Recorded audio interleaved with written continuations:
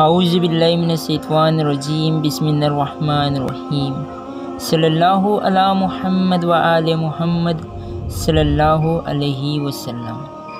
اللہ نے اسے اشرف المخلوق کہا ہے، تمام مخلوق میں اشرف کہا ہے۔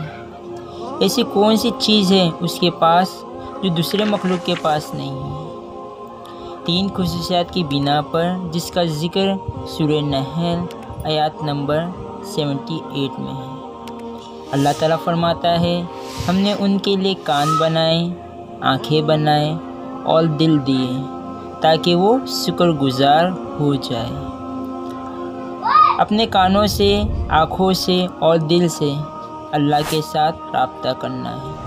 اگر ہم ایسا نہیں کرتے ہیں تو قرآن میں اللہ تعالیٰ فرماتا ہے، ان کے کان ہیں جو سنتے نہیں، آنکھیں ہیں جو دیکھتے نہیں، دل ہے کہ سمجھتے نہیں۔ یہ جانور کی طرح ہے، ان سے بھی بدتر ہے۔ ہمیں شکر گزار بننا ہے، کان، آنکھ اور دل سے رب سے رابطہ کرنا ہے، ظاہری بھی، باطنی بھی، اول بھی اور آخر بھی۔ اپنا خیال رکھیے اور اپنے خیال کا بھی خیال رکھیے۔